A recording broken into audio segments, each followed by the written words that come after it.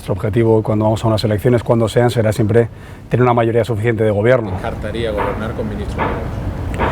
Vamos a ver, es que nosotros queremos tener las manos libres para hacer un programa tan reformista, tan intenso, que yo sinceramente creo que nadie va a querer compartirlo con nosotros, y por eso nosotros decíamos esta semana que lo queremos compartir con los españoles. Yo decía, el gobierno será mucho más reducido, habrá la mitad de ministros y la mitad de asesores, pero gobernaremos con 47 millones de españoles, que son a los que no les hace nadie caso ahora desde el gobierno, porque los españoles, más allá de ideología, de soy yo de derecha, soy de izquierda, me gusta más que pactes con el PSOE, con Vox, con Ciudadanos o con UPN.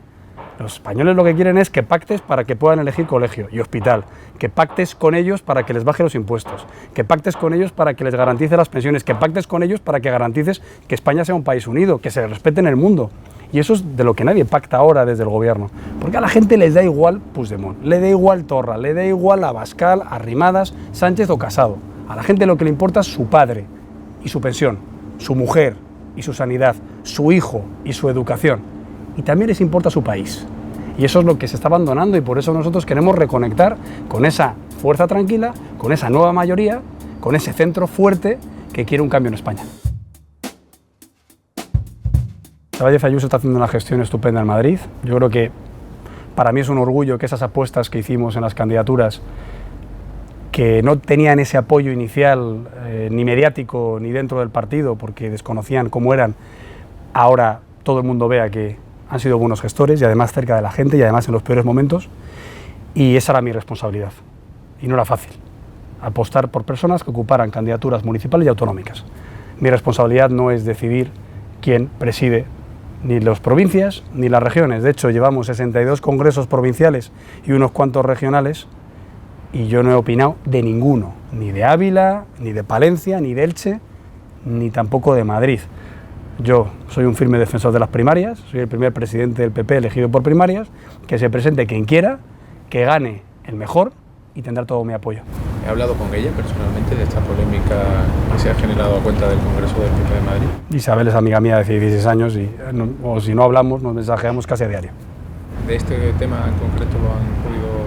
De lo importante, por ejemplo, de que está bajando impuestos, de que va a recurrir la ley de vivienda y de que el ejemplo de gestión de la Comunidad de Madrid desde hace ya muchas legislaturas es algo que inspira luego a lo que haremos a nivel nacional. Los presupuestos son papel mojado, o sea, están completamente ya desfasados. El cuadro macro le ha dado de bruces en la cabeza a Sánchez. Hasta el INE ha dicho que las previsiones se reducían a la mitad, de un 2,8 a un 1,1. Y yo creo que, sinceramente, Calviño va a acabar como Solbes.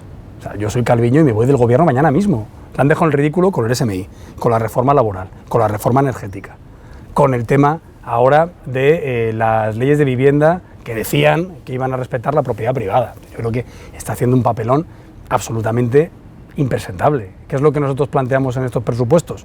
Bueno, pues que se diga la verdad a los españoles. Los presupuestos están admitiendo un déficit en 3 años de 300.000 millones de euros. 300.000 millones de euros entre el año pasado, este año y el que viene. Pero eso, ¿quién lo paga? Si tenemos un déficit estructural de 5 puntos, que son 60.000 millones anuales de gasto corriente, ¿eso quién lo paga? Si tenemos una deuda de 127%, ¿eso quién lo paga? Y entonces dicen ellos, no, las futuras generaciones. Es decir, que mi hija va a pagar en el año 2060 los 23 ministerios de Sánchez. O sea, que mi hijo va a pagar en el año 2060 los 1.200 asesores de Sánchez. Hombre, eso sí que no. Y todavía me dicen que tengo que apoyar este presupuesto, que es ruinoso. Un gobierno responsable, ¿qué haría? Bajar el gasto estructural, el gasto público ineficiente. Pero Sánchez, ¿qué ha hecho? Subir los impuestos. 9.000 millones el año pasado y este año calculamos que serán 80.000 millones de euros. Por tanto, yo lo que pido es, y lo que hemos calculado y lo que vamos a plantear en los presupuestos es que se reduzca 60.000 millones el gasto inefectivo. ¿Y eso qué quiere decir? Bueno, pues menos impuestos, menos burocracia, más flexibilidad laboral y más reducción de todo el entramado institucional y burocrático del Estado. ¿Sánchez nos está llevando a la quiebra? Absolutamente. Bueno, perdón, es que España está quebrada. O sea, España está quebrada y el Banco Central Europeo nos ha tenido que inyectar 330.000 millones de euros, de los cuales 120.000 son todas las emisiones netas de la deuda pública nacional el año pasado. O sea, yo cuando escucho a Alberto Garzón decir hemos colocado toda la deuda porque somos solventes, digo, pero vamos, alma de cántaro, pero si te lo ha comprado todo el BCE. Y hay un problema aquí, que es que en marzo acaba el programa especial de compra pandémica de deuda, que es el 80% de lo que está comprando ahora. Evidentemente no va a haber directamente una caída del 80%, pero ya no vamos a tener 100%. Tenemos 330.000 millones de euros en manos del BCE. Los emergentes ya están subiendo tipos. La FED ya ha dicho que va a reducir compras. Aviso, como nos dejen de comprar o nos suban tipos, hemos quebrado. Pero es que luego, en otro lado, tenemos 1 billón de euros de deuda pública en manos privadas. Y el mensaje que mandamos a KKR, a BlackRock, a Fidelity, a CVC es, oiga, mire, usted no se preocupe que le voy a poner precios en el alquiler, le voy a decir que sus clínicas no pueden vacunar, le voy a decir que sus residencias de ancianos han matado señores durante la pandemia. ¿Para qué? Para que estos fondos, me imagino, que digan, oiga, así, aquí se queda usted porque yo no confío en la seguridad jurídica. En 3 artículos: propiedad privada, economía de libre mercado y libertad individual. Es lo que va a ir nuestro recurso de inconstitucionalidad cuando se apruebe la ley, porque por lo que he escuchado, el gobierno dice que lo va a llevar. Luego dice, no, habría que hacer un pacto de Estado. Es que es muy gracioso. O sea, el pacto de Estado es, yo te propongo una cosa y tú te adhieres y si no eres un radical. No, el pacto de Estado es tú te sientas discretamente, miras a ver hasta dónde puedes llegar y luego si tal, lo anunciamos. Pero esto es como hacen todo al revés. Es el trágala, es como cuando a mí Sánchez me decía, oye, abstente en mi investidura. Digo, pero ¿vas a ir con Iglesias? Hombre, sí, claro, ya lo he firmado. O sea, que tú pides al Partido Popular que el PP vote a Iglesias de vicepresidente. Hombre, eso es una broma, ¿no? Pues esto es igual. Vivienda. ¿Qué es lo que está haciendo ahora Pedro Sánchez? Va a encarecer el precio de la vivienda. Porque cuando tú vas contra la propiedad privada, lo que hace la gente es que va a sacar las viviendas de alquiler. Se inventarán que está su hijo ahí, se inventarán que es que no está en condiciones de ser alquilada, pero eso ya ha pasado en muchos países. Se va a encarecer. Nosotros, ¿qué es lo que decimos? Que cada uno haga lo que le dé la gana con su propiedad, sea una vivienda, sea un coche o sea una camisa, que no es mucho pedir. Se lo han ganado y hay que recordar una cosa. El 80% del ahorro español está en el sector inmobiliario, 78% exactamente, tanto en activos como en fondos relacionados a activos o aseguradoras relacionados con activos inmobiliarios. Otro dato fundamental para entender la dimensión de lo que estamos viviendo aquí. Sánchez prometió en el 2018 20.000 viviendas sociales, ha construido 0. Otro dato, el Partido Popular presupuestó y ejecutó 3.000 millones de euros del año 13 al año 16 en ayudas a la vivienda, pero en ayudas a la vivienda que estaban restringidas a quien lo necesitara, no un helicóptero money, que es, oye, yo a todos los jóvenes les doy este dinero, estén o no emancipados, lo necesiten o no lo necesiten. Entonces, claro, al final, el problema de esto... Está por renta 23.000 euros y emancipado. Claro, pero 23.000 euros en Palencia no está mal. Y emancipados no tiene sentido. Pero en Madrid es difícil vivir con esa cantidad. Por supuesto. En el programa de Ana Rosa usted pero, dijo que con un contrato claro, y un salario se vive de alquiler. No. Yo he dicho que para poder tener un contrato y un alquiler hay que tener un trabajo. Es decir, primero vamos a dar trabajo a los jóvenes. En Madrid hay gente que tiene trabajo y no puede pero vivir. si es que Esa es la pregunta. Acabo de decir que el Partido Popular metió 3.000 millones de euros para los jóvenes o familias que no podían pagar su alquiler. Eso es un tema. Pero estaba vinculado a la necesidad. Incluso yo aceptaría que estuviera vinculado a la finalidad, como puede ser, por ejemplo, que los jóvenes se emancipen. Entonces yo a los jóvenes que no se pueden emancipar les doy una ayuda. Bien, eso que hizo el Partido Popular, que era mucho más dinero que el que ha planteado Pedro Sánchez, se hacía con un criterio lógico, no populista, porque esto es puro peronismo. Y al final el gobierno quiere comprar votos y los quiere comprar haciendo un sistema peronista en el que yo doy a los jóvenes un bono cultural. ¿No será más fácil bajar los impuestos a sus padres y ayudar a la cultura si hace falta? A los jóvenes les doy un bono de alquiler. ¿No será mejor, 1, que tengan trabajo para poderse emancipar? 2, que haya más vivienda y más barata? Y 3, quien no pueda hacer esto, se lo pago, pero no a la inversa. ¿Y qué proponemos nosotros para matar la vivienda? Reformar la ley del suelo. para reformar la ley del suelo es muy sencillo. Para abaratar la vivienda, necesitamos que el suelo sea más barato. Si la mano de obra no ha subido mucho en los últimos años y las materias primas tampoco hasta este año, ¿qué es lo que hacía que el precio de la vivienda se disparara? El suelo. ¿Por qué no se ha liberalizado? Nosotros lo intentamos en los gobiernos de Aznar y nos lo recurrió la izquierda. En el momento en el que el suelo sea más barato, habrá más vivienda y nosotros por eso proponemos nueva ley del suelo y sacar todas las parcelas públicas para que haya construcción público-privada de viviendas. Así bajaremos el precio. Que aún así hay gente que no puede pagarse el alquiler. Para eso estaba nuestro programa de ayuda al alquiler. Y el gobierno de Sánchez lo tumbó. Y dijo que iba a hacer 20.000 viviendas. Y no ha construido ni una. Por tanto, menos populismo, menos peronismo y más soluciones reales para los jóvenes que falta hace. Nosotros hemos recurrido al Constitucional a la eutanasia en los aspectos que nos pidieron los pacientes, los médicos, las asociaciones de discapacitados, el Comité de Bioética y el Comité de Enfermería. Cada uno tiene una cosa, objeción de conciencia, paliativos domiciliarios, varias cuestiones. Entonces, ahora mismo esto está en el tema, en el Constitucional. Pero mientras tanto, nosotros lo que estamos haciendo es, en positivo, hacer una ley de cuidados paliativos que en el fondo es lo que todo el mundo estamos de acuerdo. Nadie debe morir con dolor y nadie debe sufrir una enfermedad con dolor. Eso es muy caro.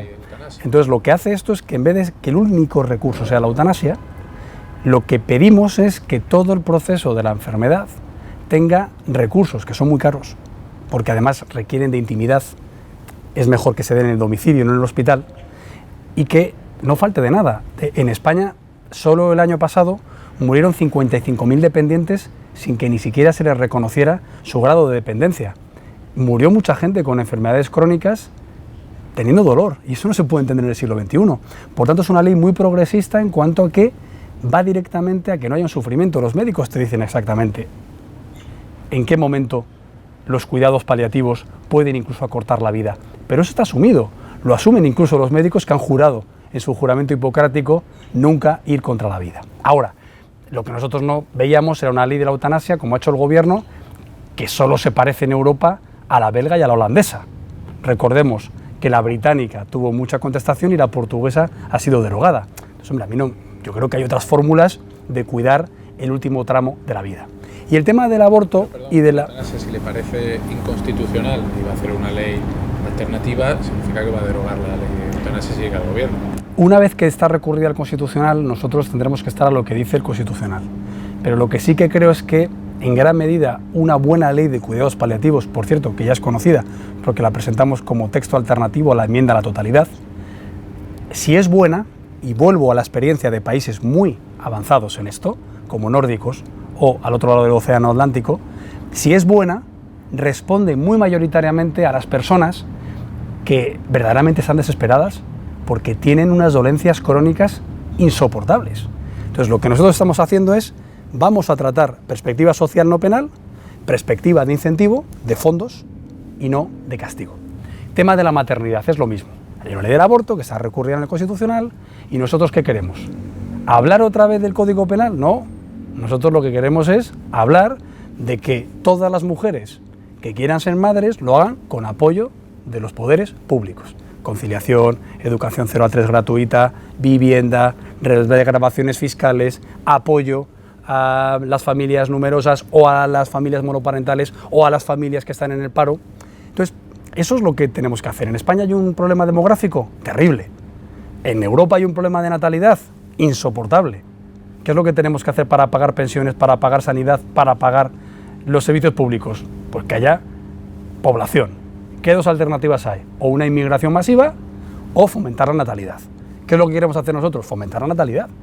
Y es una cosa que, insisto, es una cultura. Es una cultura, oye, yo decía el otro día en el Congreso, libertad, igualdad, maternidad. Es una revolución.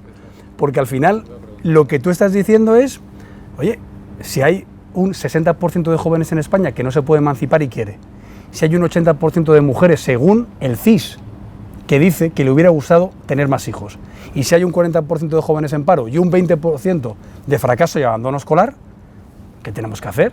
pues que el Estado ponga recursos hacia ello. No que estemos todo el día hablando de si la gente muere cuando está mayor o si la gente no nace cuando aún no ha nacido. Vamos a hablar en positivo. Yo creo que la izquierda está cayendo en unos debates como muy antiguos, como muy en blanco y negro, como hablar de lo que pasó en España hace 60 años, hablar solo de estas cuestiones divisivas. Yo quiero un país en positivo y yo creo que esto es lo que estamos haciendo, por cierto, como han hecho otros países y no precisamente partidos de derechas.